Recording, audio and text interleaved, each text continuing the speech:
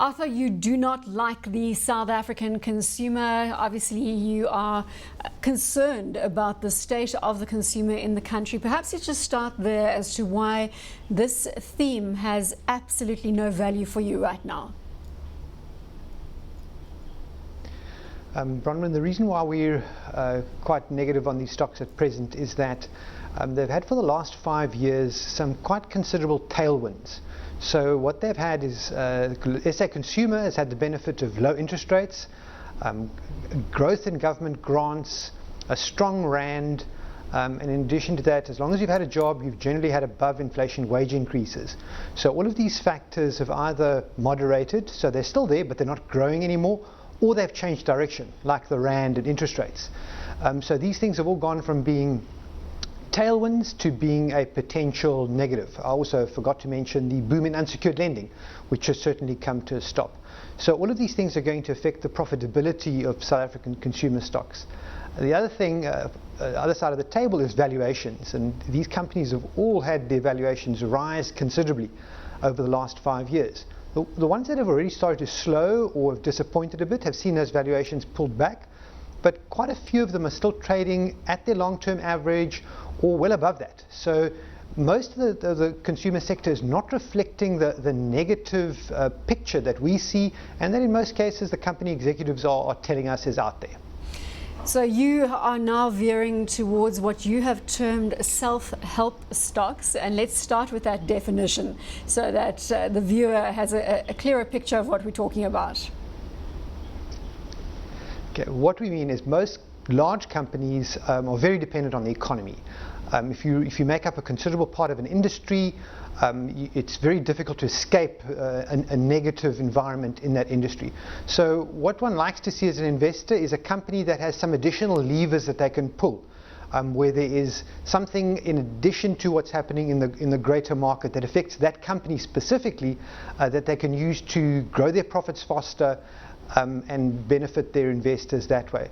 So it's a subset of I guess a turnaround. So it's not really a company that's a complete disaster. It's a company that's doing well or reasonably well, but it's a company that's got some things that it can fix, some things that it can do better, and we like that to be quite a clear thing. It mustn't be a tentative thing where management hopes that they can fix it, but they really don't know how long it's going to take. So that's Perhaps what we term a self-help story, where management can get stuck in. Perhaps a good example would be Anglo American and the fact that Mark Cutifani has the potential to make some significant change within that group to deliver value for shareholders. Would that be a fair example? Anglo American is definitely a good example of a self-help story. It's a very large company, it's spread out around the world, but what management has articulated to us is that there's a lot of technical work that can be done to run their mines better. So while it's a very large company and it's got lots of assets, it's got a handful of assets that really make the bulk of their profits.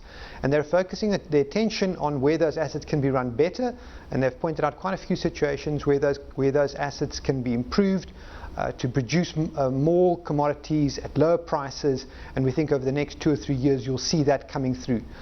There's also a large project that they're involved in, which is Minas Rio, where they have it's coming to the end of its development phase, and you'd expect that project to stop spending at quite the rate that it's been spending at to actually start producing product within a relatively short period of time. Arthur, do you think that Mark Cutifani is the right man for the job at Anglo American? In other words, can he deliver the value that shareholders are ultimately looking for?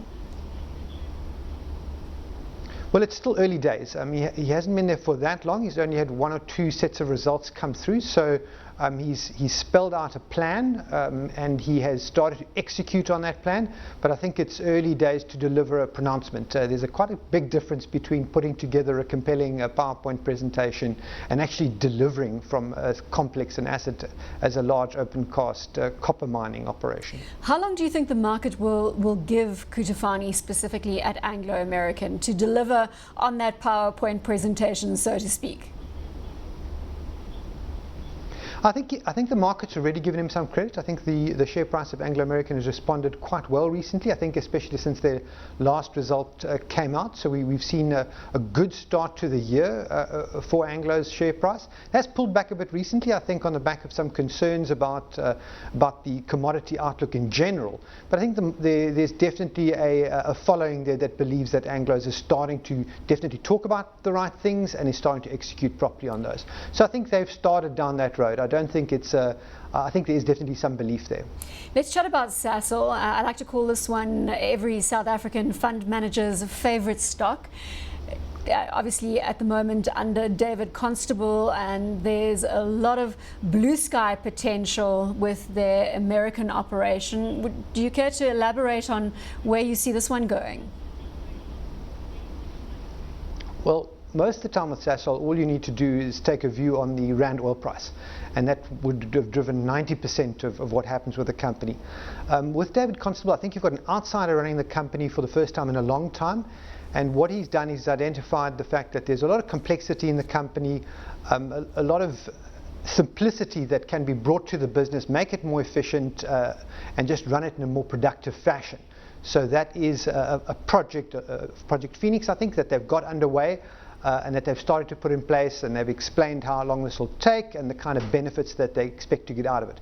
So this is really about running their existing asset base in South Africa in as efficient a way as possible. The second part of the story is really about growth, and that's trying to position Sasol to benefit from the American industrial renaissance, which is all about the cheap gas that's available in America now. So by building a plant in America to take advantage of that to create chemicals.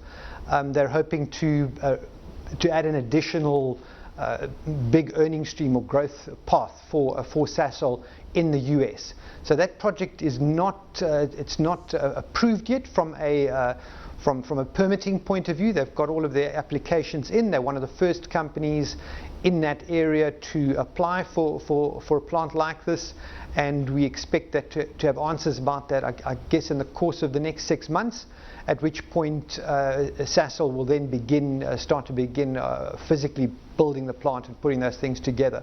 So it's a two-part story. It's both about growth in the US and running the SA businesses more efficiently. Telecommunications. Are you looking at Telkom with interest? Are you holding Telkom? We do hold Telkom. It's not one of the larger investments in the portfolio. We're very interested in it. Telkom has been a perennial underperformer since it spun out its holding in Vodacom. Its investment in mobile is a big bleed on the company. They also have a new manager there, which for us is always a key catalyst to have us say, let's have another look at this business and let's see what's there. I think again this manager has spelled out very clearly what actions he can take, and he took some actions I think very shortly after taking charge of the company. For example, they wrote down the value of their fixed line assets to say to more realistic level, to say, look, we're never going to earn a proper return on what these assets are valued at in our books. Let's write that down. Let's be more realistic. And I think that immediately focused investors' minds on the business to say this is a new management team with a new approach. In addition and to the that, share the price deal, responded positively to those moves. The share price responded, absolutely. I think even before that, the company had also demonstrated that there is room for them to perform from a profit growth point of view. Tough to see how they're going to do that consistently in the long term without adding some new growth businesses, because the fixed line business is in a steady state of decline. But certainly they've started out on the right path. And the MTN deal is the kind of thing that they need to be doing. They need to be looking for new ways to run that business. Talking about MTN, that's another holding within your portfolio, and you must be enthusiastic about the growth potential that MTN offers from an Africa perspective, or am I being too presumptuous? No, you're quite right. I think the thing that MTN offers you is it offers you exposure to African voice. And we think there's still quite a bit of growth left in that. And there's still quite a bit of benefit to be gained from the increasing penetration of smartphones into markets like Nigeria. So we think that that's still going to be happening for a while. The deal with Telkom will also be good for MTN, and we think that they can do better in their South African business. I think that that's an area that MTN can improve. So we do like that. Interestingly enough, I saw a comment during the week that said that one of the few listed entry points that you can get into Iran is in fact MTN. Iran makes up about 10% of MTN's earnings. It's currently not really valued at all, I think, in the MTN valuation because of all the sanctions. But with Iran looking increasingly like it's going to come out of the sanctions phase, MTN could be a beneficiary on that score. So that's a bit of an obscure angle on it, but it gives you an exposure to a real frontier market. A related theme, perhaps, Naspers, and we've seen some volatility in Naspers of late. Are you at all concerned about the opportunities? Are you going to stand firm, maybe use the pullback that we've seen of late to escalate your commitment into the company? Naspers has been a difficult one for fund managers. It makes up a very large part of the SWIX, and there are very few fund managers, I think, that have got close to a full weighting in it. I think there's no question that the themes that Naspers is exposed to with internet, e-commerce, social networking, and especially in China, are exciting ones. The question is, what do you pay for it? And what has happened in the last year is that the valuation of Tencent has opened up, and you're paying more and more for that growth. So the concern there is, how much should you be paying for it? And in addition to that, how much money is Naspers spending on their ventures into e-commerce outside of Tencent, and how much of a bleed is that going to be on their cash flows? And we'll see a bit more about that later on in the year. We like the idea, we like the concept. We tend not to like to. Are you discussing Naspers on a regular basis in terms of, when the right time to get out could potentially be, or are you comfortable with the holding? We're comfortable with our current holding in the portfolio. The main issue for us is price. What are you paying for that earnings growth? We're very conscious of the fact that what tends to happen with these growth stocks, at some point people overpay for the earnings and they start to discount too much of the future into the share prices. And given the very strong performance that Naspers has had, it's something that we can worry about at the moment, I think, quite legitimately.